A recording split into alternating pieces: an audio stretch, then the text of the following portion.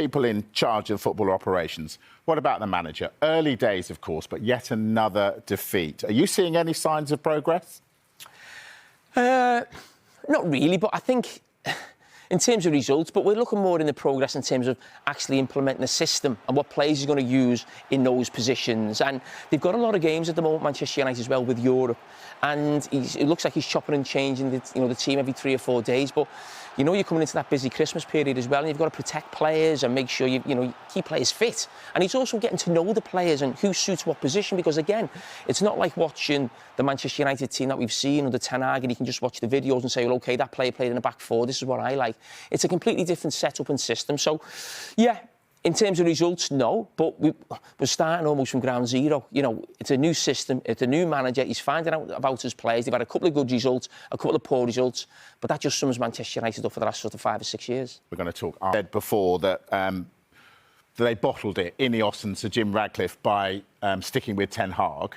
They've now, after a long chase, got rid of their sporting director, Danashworth, after just 5 months. How damaging is that? Well, the optics are awful. Listen, who knows in the future? We might look back at that and think it was the right decision. But when you look at it from the outside, it doesn't look good. And since Ineos came in, I'm not sure it could have gone much worse, really. I mean, they won the FA Cup, but they keep the manager who they don't really want. They then spend 200 million in the transfer market. Right now, they find themselves in the lowest position they've been at this stage of a season, I think, since 1986, 87. They've had to, sack a manager early in the season. The sporting director who they chased from another Premier League club and obviously paid big money for him in sporting director terms. And now he's gone a few months later. I think if you're a Manchester United fan, that initial joy of someone else being in charge and it not being the Glazers, it was almost anyone but the Glazers. I don't think it's been a great start at all. Not even a great start. It's been really poor from Jim Ratcliffe and the Ineos team, and it needs to change really quickly. Yeah, they're United and the early impact of Ruben Amorim. So how disappointing will this be? Yeah, it will be, but I think Manchester United fans probably know to expect that there is going to be ups and downs in this season with him coming in. You can see he's obviously got his way of playing. He's chopping and changing. He's trying different players in different positions. So that's always going to take time. And even, after the Everton game, when he spoke, they'd obviously won 4-0, but he said we weren't at our very best. It wasn't perfection, up until our first goal. Everton were probably the better side. So he's honest in his assessment of games. I think fans will look at that and go, yeah, I've seen the game exactly the same way as you've seen it. I like the way that he speaks, and you think given time, he'll certainly get the players playing how he wants to play, whether that's getting rid of some players and bringing players in that he wants, or working and developing the players that he's got at the moment. So I think this was probably always going to happen. Yeah, the fact is, not down to him in the majority, that they're now in their lowest position ever. After 15 games in the Premier League, Amorim said that the storm will come. Are we seeing signs of that now? Is that what he means? Yeah, we are, but I don't think he's helped the situation himself. I don't understand why he dropped Marcus Rashford after scoring a few goals. Was it 3 and 2? Then he drops him against Arsenal away from home. Plays Malacia, who hasn't played a game all season, away at the Emirates. If I'm a Man United fan and I'm travelling to the Emirates against one of our rivals, I want to see our best team. I want to see the team that he thinks is capable of winning that game, the best team. I don't want to see him tinkering with the team straight away going, well, I'm trying to find the best positions. Arsenal aren't at the best this season, or have been a little bit vulnerable at times. And United were on the crest of a wave after that Everton game. Go there with a team brimming in confidence and go and have a go at them. I was really surprised at his team. I thought his team at the weekend against Nottingham Forest was a bit strange as well, if I'm being completely honest. I think Nottingham Forest will have been licking the lips thinking there's not really any pace up front in the team. Garnacho possibly. But as soon as you take Rashford out of that, there's no pace within that forward line. It's quite easy to squeeze the pitch high up and press them as much as you want. So I like the fact that he's coming with this system and there is an identity to what he's doing. There's a lot of chopping and changing. I understand that you've got to try and find something, but what you're trying to find is continuity as well. But you're not going to find that by chopping and changing players constantly. It might be over a period of 7 or 8 games where you start to drip players in and out and work out your best team. But he had an opportunity before the Arsenal game to close the gap on the 4th place to 4 points. Now they're nowhere near it. So do you think he's written this season off? Is this just him possibly. learning about his squad? Because you said Arsenal were their rival, actually. If you were a fan of Newcastle, Tottenham, Fulham, Brentford, Bournemouth, Brighton, you'd be saying, actually, no, we're Man United's rivals now. Yeah, quite possibly. I think if you read into a lot of articles about Ruben Amorim and people who know him, he is very much single-minded in the fact that the next game is the most important game. Now, I understand that to a certain degree, but there's got to be an understanding of if you go to Arsenal and win, you can close that gap. And the mindset has to be to elevate the players' standards and their mentality to, we are Manchester United and we need to be back on the top table, eating at the top table. Well, they're going to be nowhere near it doing this season. But they had an opportunity to be close and to change the mindset of the players and bring confidence back into the squad. Yeah, I've just been a little bit surprised by a few things, but maybe he is thinking this year is a learning curve. I'll learn a lot about the squad. But the further you finish behind the top 4 this season, the bigger that gap becomes, the harder it is to attract players. People from the outside now who you want to sign have to believe in your project, long-term project. If you finish in the top 6 in around that, people will then start to see shooting little sort of spurts of goodness and go, I quite like what he's doing there.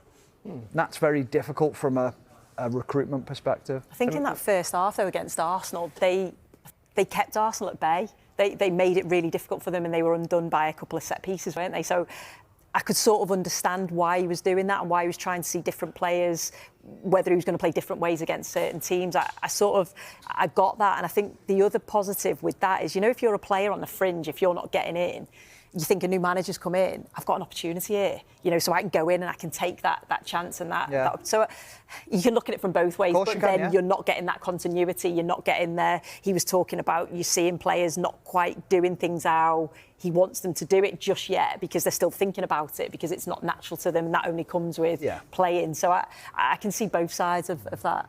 Yeah, I mean, what are they? They're 6 points off 5th, I think, something like that.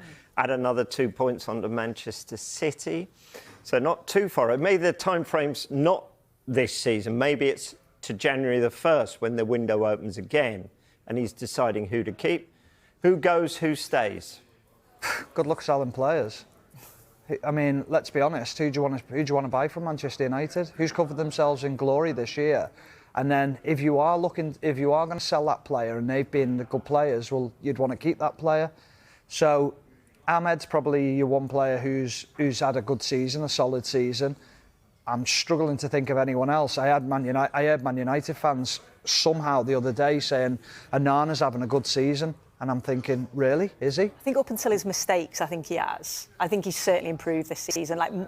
There's not as many errors and he's pulled off some really good saves that's kept them in games. I do get that. See, I just don't see it with him. Don't you? No. I look at the Liverpool game at home and I know that they were outdone, but I look at some of the goals that even Salah scored. I'm thinking, have you got beaten at your near post there? I don't think he makes good saves. I think he is another player on the pitch who you try and protect because he's not going to save the ball. I mean, that mistake the other day is indefensible.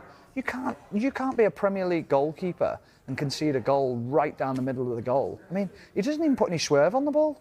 He hits it straight. I mean, it's a shocking error. I mean, we talk about Chelsea needing a goalkeeper. United have spent, 50-odd million on him. He's poor. He's not a good goalkeeper. If you want to elevate yourselves and you want to put belief into your defenders, you've got to change that goalkeeper. He's not good enough to take United into the top 4. Nowhere near good enough. Wrong today? Well, it's not really a surprise, is it? United losing games. What he did in Portugal, that's Portugal. Portuguese League and Premier League, apples and oranges. Standards completely different. So just because it worked there isn't necessarily mean it's going to work here. What he's seeing in his early period here is that we know he's a good coach. We know he wants to play a certain way, but he's got a bunch of players who were primarily Eric Ten Hag signings who are not going to get him on this journey that he talks about to the end point. They're just not. And the owner, or the investor, Sir Jim Ratcliffe, has been given some interviews in the last 48 hours basically saying, we're pretty garbage. And our recruitment's been terrible and our data analysis has been terrible and this is the situation we're in. Well, let me just say, his Ineos have been a small part of that by signing players in the summer, not to go over old ground, that they knew they were going to sack Eric Ten Hag. And this is then where it leaves the manager. In terms of the game, once Forest go ahead with that header from the 6'5" centre-half, Forest actually played, Man United actually played okay. Not brilliant, they played okay in the first half, passed it reasonably well. But in the second half, they just got completely opened up. And when they're open, you know, Forest could have killed them off, even before Fernandes almost got them back in the game. But this really isn't a surprise. This is not on the coach. He's going in there, he's finding out the problems that were mainly from Eric Ten Hag, but also from some previous managers and some recruitment. And he can try and work on it all he wants in the training ground, and it might get a little bit better, but there's a shelf life in terms of where this group of players are going to be able to take him.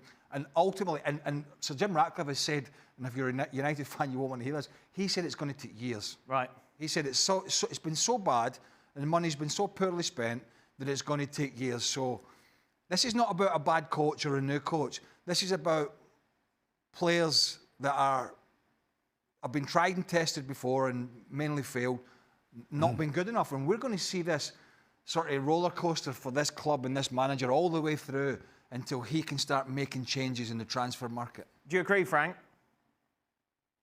I do agree. I think it's going to be a long process because we realize now that it's not all about the coach. It's about a team who is not the mirror of what the club represents. It's a big, huge club, but it's a small team. The players showed their limits. They're getting a little bit better in some action. The 2 goals that they scored was pretty nice to watch.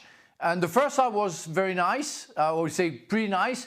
But the second half, it's like they're not in a good shape. They're not strong enough physically, and they cannot handle the pressure even against Nottingham Forest, with all due respect. So it's going to be a hard season. It may be another hard season after that one because they're not ready. Because as Craig mentioned, they will have to change players.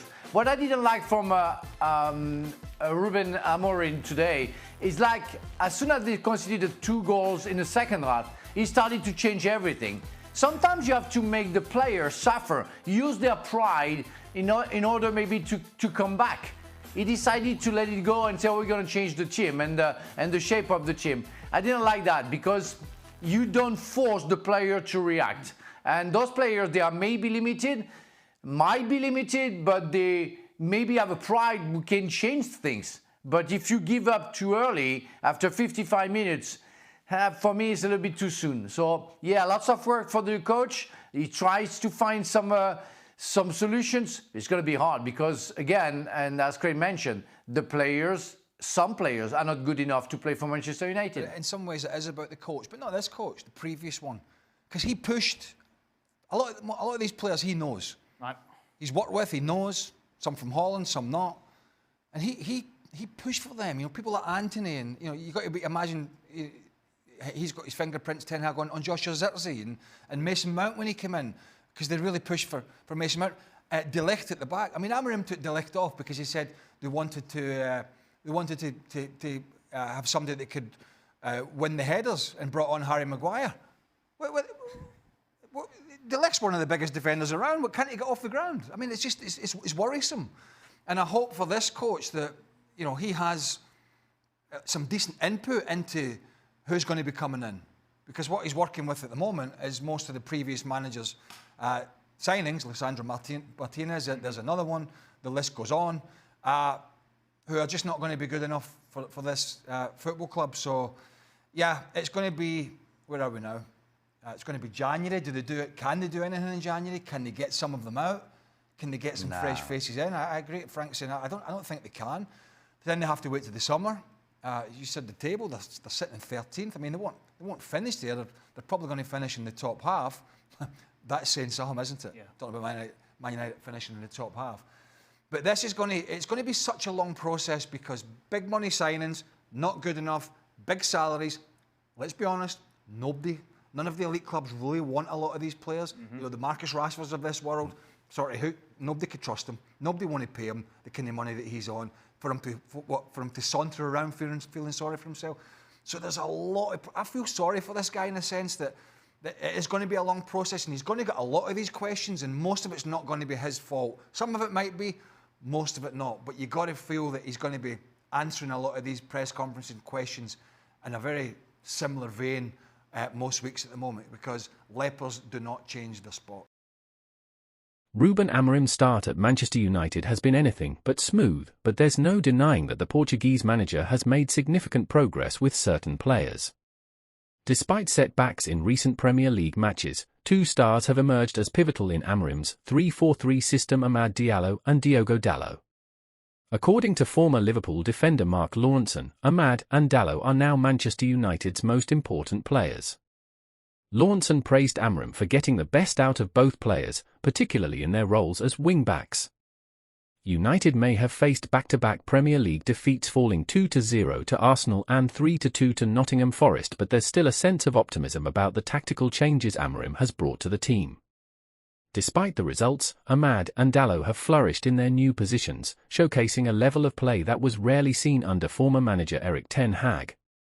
Speaking to Paddy Power, Lawrenson said, "The 3-4-3 system seems to suit the players Amorim has."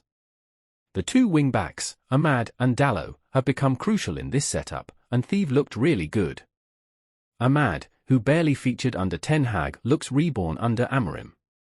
The young winger has adapted impressively to the right wing-back role, bringing energy and creativity down the flank. On the other side, Dalot has embraced his responsibilities as the left wing-back, delivering solid performances and showing why he has trusted in this system. United spent over $200 million during the summer transfer window on players like Lainery Euro, Matthijs de Ligt, Nasser Mazraoui, Manuel Ugarte, and Joshua Zirkzee. However, these big-money signings have had limited impact so far. The club's struggles go beyond the pitch. Sporting director Danashworth parted ways with United by mutual agreement, signalling deeper issues Amorim has to address. Despite the challenges, Amorim remains confident. After the Nottingham Forest defeat, he said, "It's hard to lose games, but this is a long journey. I'm convinced we're on the right path." With only one win in 4 league matches, the pressure is mounting. However, Amorim's commitment to his philosophy and his ability to adapt players like Amad and Dalot to new roles provide hope for Manchester United's future.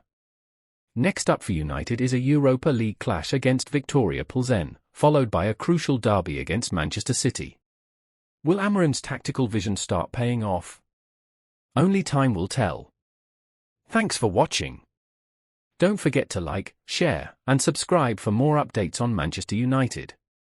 Manchester United's recent decision to part ways with sporting director Dan Ashworth after just 5 months has sparked outrage among fans and former players alike.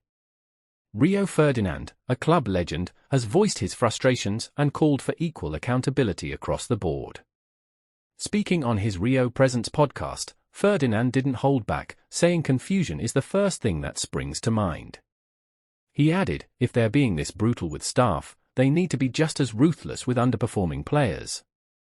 Ashworth's exit is being viewed as a major embarrassment for United's hierarchy. The club had paid a hefty price to lure him away from Newcastle, where he was instrumental in their rise. His departure is part of a broader shake-up under the new co-owners, Ineos, led by Sir Jim Ratcliffe.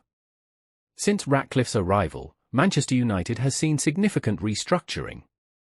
Over 250 staff members have been laid off, and the decision to remove Ashworth only adds to the turmoil at Old Trafford. Under new manager Ruben Amorim, United's struggles on the pitch have been evident. The team has slumped to 13th in the Premier League, with consecutive defeats to Arsenal and Nottingham Forest further dampening spirits. Adding to the unrest, ticket prices have skyrocketed to $66 per game, with no concessions for children or pensioners. This move, described by Ratcliffe as part of unpopular decisions to address a £6.9 million operating loss, has left many fans feeling alienated. Ferdinand, however, found some silver lining, stating for better or worse, at least they've made a decision. But with all the noise around the club, from layoffs to rising ticket prices, fans need to see a clear plan for the future. As Manchester United navigates this turbulent period, questions remain: will the bold decisions pay off? And can the club regain the trust of its players, staff, and fans? Let us know your thoughts in the comments. And don't forget to like, share, and subscribe for the latest updates on Manchester United.